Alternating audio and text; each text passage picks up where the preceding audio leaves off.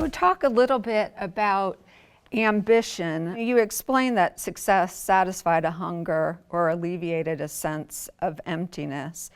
And then later, once you become a mother, you joke that you don't care about ambition, you care about baby carriers.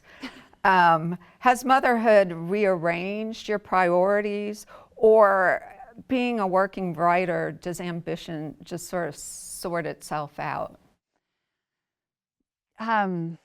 Yeah. So first of all, I think ambition is hard. Ambition was hard for me to write about because there was a kind of shame that I felt rising up whenever I confessed, how much I wanted a book to do well, or how much how much I wanted, all the time and space in the world to write. Like, these things felt either vain or overly hungry or selfish. But most of the time when I feel a kind of shame impulse rising up as I'm writing into something, I treat it like somebody's just said polo really loudly in a Marco Polo game. Like, I'm getting somewhere, I'm close to something. There's a kind of heat that I should keep following. So usually shame is an invitation to explore something, follow it a little bit more to wherever it wants to take me. I should say, so the moment in the book that you're referencing is a wonderful place to start, I think, because I have this moment where, I'm sort of projecting all of these ambitious aspirations onto other people. And my editor is wondering how many copies the book is selling. But, really what I'm concerned with is this airline going to let me keep the baby in the carrier during takeoff and landing or not? Because that's going to dictate how much the baby's going to be able to sleep for the next 2 hours.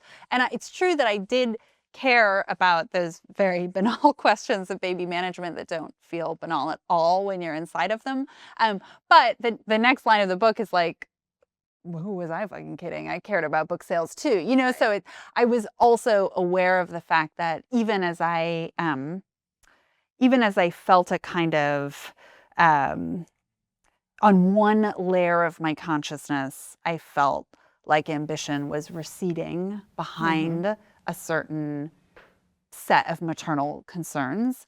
I was also aware that even that recession was me trying to follow subconsciously a certain kind of script where, once you become a mom, you don't care about those things over there. You care about your baby's sleep. And so I wanted to also kind of call out the part of me that even in a moment of the text is almost trying to posture as the mother for whom motherhood has displaced all other concerns, and it's really one of the rhetorical moves that shows up over and over again in this book, not intentionally, but I tried to preserve it sometimes when it showed up organically, which was me calling myself out in a moment of posturing or sort of carefully cultivated self-presentation. So, am I trying to seem like a certain kind of mother? Am I trying to seem like a certain kind of teacher? Let me kind of pull the rug out from underneath myself. So another method that you use of calling yourself out, you have your best friend Kyle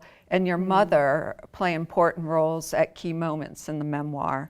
Kyle describes your friendship as exhausting because you're always in the midst of some sort of dramatic transformation.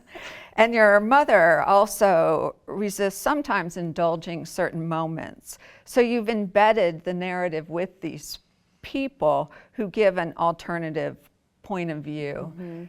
And I was trying to come up with a label for that type. I know they're not characters, but role that is played in memoir. But talk about the importance of doing that. I think there's so many reasons that those moments feel crucial, moments where another figure in the text is either pushing back on some way that I'm framing my own experience or offering their own very different experience of a set of shared events. And I think those moments are crucial for so many reasons. First of all, in a memoir, part of the contract between reader and writer is you're getting an entirely subjective series of events from one single perspective. And I think that's part of the beauty of the genre. I don't think it's something the genre should be ashamed of. Like, I'm quite interested in a subjectivity relaying experience from an entirely subjective perspective, but I think it also can create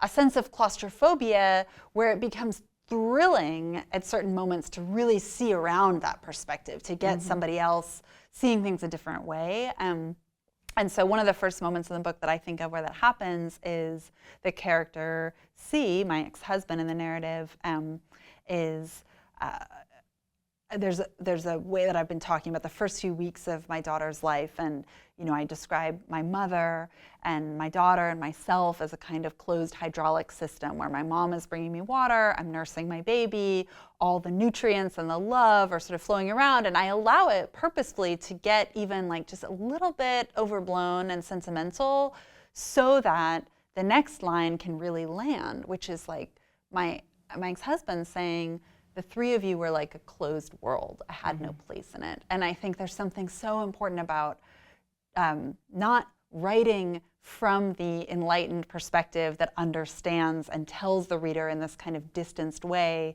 oh, looking back, I now understand that there was a kind of exclusionary energy radiating off of this like matrilineal power trio or whatever, but really dramatizing it, dramatizing my own solipsistic, closed perspective and dramatizing somebody else in the text seeing what I could not see for myself, because then you also see the narrator being a little myopic, a little selfish, a little bit self-concerned, and all of those were dimensions of myself as a character, dimensions of motherhood that I really wanted to explore and dramatize with my mother and with Kyle, who offer me sort of alternate versions, or just kind of, they offer a little bit of the splash zone impact of certain aspects of my own like dramatic monologuing about myself. Like I like to think I'm not like an entirely insufferable person, but I wanted to put a little bit of that insufferable grist in there too. I wanted also to really represent that part of my own experience in which I have felt wisdom to be a communal activity. I do feel like my understanding of myself and my life is enriched by these other voices. It's like I have no concept of self-understanding that doesn't involve the wisdom of other people. So of course I wanted to have moments where you're not just being told my self-understanding comes from the kind of radiant vision of these other people in my life, but you see it playing out. Right. And the timing is perfect. I mean, it builds and those moments come just right at the right time.